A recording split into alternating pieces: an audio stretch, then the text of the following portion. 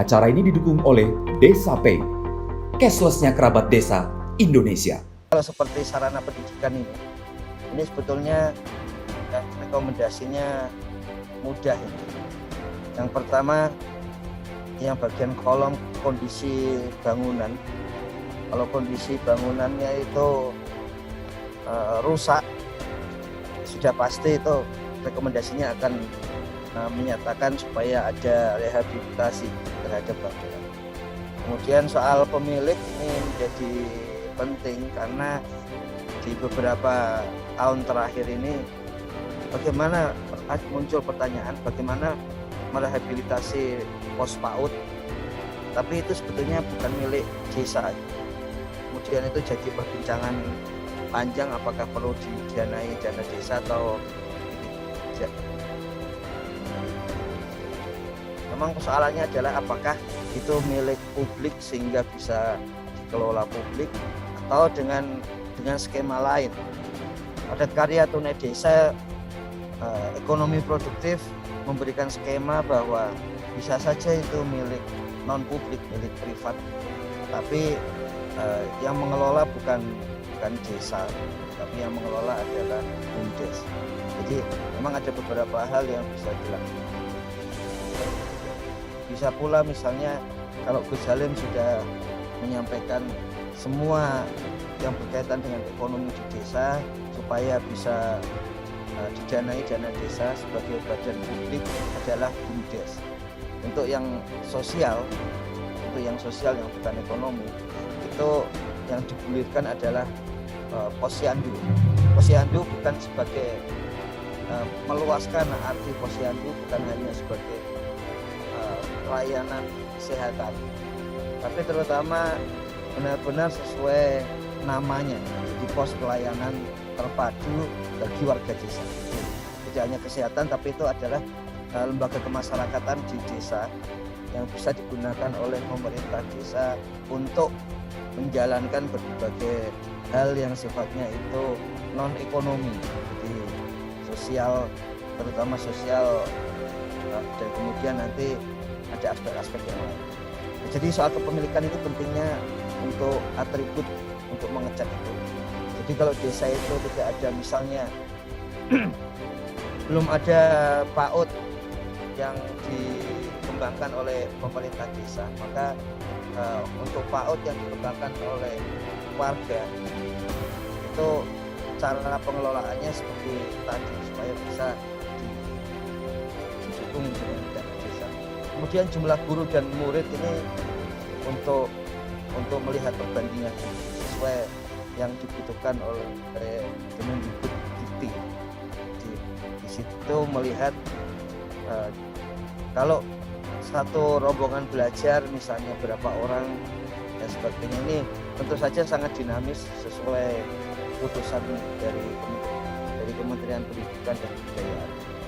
Kemudian jumlah pegawai ini memang intinya ingin diketahui. Kalau sampai jumlah murid banyak, maka mestinya sudah mulai butuh pegawai yang banyak. Dan di sini ada dari level PAUD, kemudian TK, kemudian SD dan SD luar biasa kalau ada, SMP, kemudian SMP luar biasa, SMA, kalau SMA juga ada SMA luar biasa dan SMK seperti itu, sampai ke sekolah-sekolah agama, kemudian pemberantasan buta huruf. Jadi kalau istilah Prof. Yoyon ini dari pendidikan formal sampai pendidikan non formal, hanya di situ ada kursus, kemudian ada kegiatan kejar paket A dan sebagainya. Jadi intinya adalah melihat kegunaan. Kenapa kemudian ada kursus masuk di sini? Kalau itu memang dibutuhkan, maka memang harus dikembangkan juga. Jadi kalau intinya kalau warga membutuhkan, mestinya pemerintah desa ikut mendukung supaya peningkatan kapasitas itu dari warga desa itu bisa berkembang. Bahkan kalau istilah dari Amartya Sen, tidak hanya peningkatan kapasitas, tapi peningkatan kapabilitas. Jadi bukan hanya kelihatan real, di lapangan, tapi juga apa yang terpendam, jadi potensi dengan pengetahuan itu juga ditingkatkan. Makanya sekarang ada sebagian model tes itu adalah tes untuk melihat kapabilitas.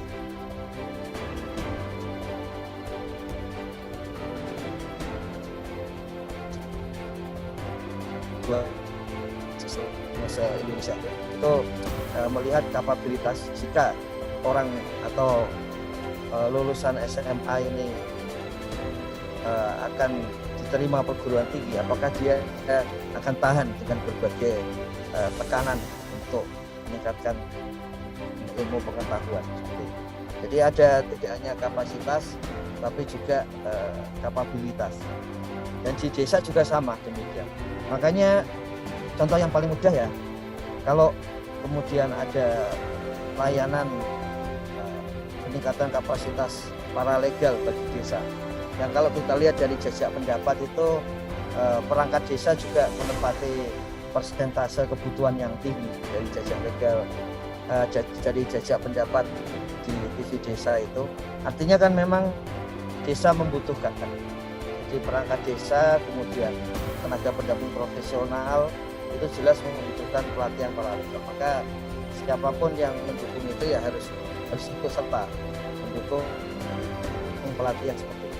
Dan kita tahu salah satu sumber untuk meningkatkan keberlanjutan pembangunan desa ya memang harus peningkatan kapasitas.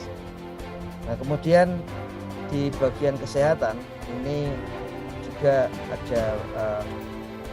ada jenis dari sarana kesehatan, kemudian bagaimana komposisi dari tenaga kesehatan. Mengapa ini menjadi penting? Ini ada beberapa pertanyaan yang muncul dari kuesioner-kuesioner desa yang lain yang kemudian digunakan untuk penyusunan indeks-indeks tentang pembangunan desa. Salah satu pertanyaan yang sering muncul adalah kenapa harus ada tenaga kesehatan medis maupun dokter bidan yang harus tinggal di desa. Jadi bukan hanya yang melayani di desa, tapi yang harus tinggal di desa.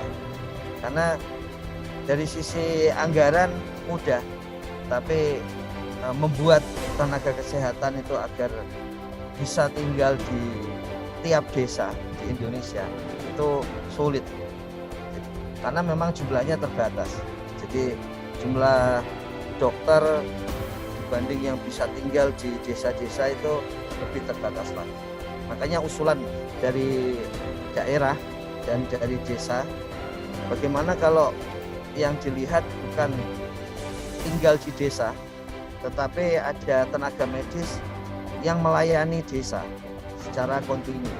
Jadi melayani desa secara kontinu, tidak harus tinggal di desa, tapi toh hasilnya sama, yaitu hasilnya adalah bahwa desa mendapatkan atau warga desa mendapatkan layanan kesehatan maupun layanan medis.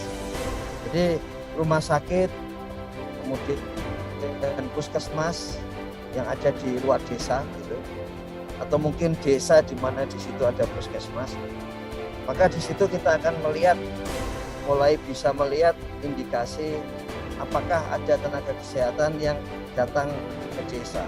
Nah kalau sampai ini kosong, dokternya kosong, dia ada tempat praktek dokter, poskesdes dan polindes. Ini kan kalau poskesdes, polindes, kemudian posyandu, di situ ada dokter atau bidan tenaga kesehatan yang datang kontinu, kan akan terisi. Jadi kalau semuanya itu yang di dalam desa tidak terisi, dari posyandu, polindes, poskesdes sampai ke puskesmas, kalau khusus puskesmas adalah jika di desa itu, di RT itu ada puskesmas.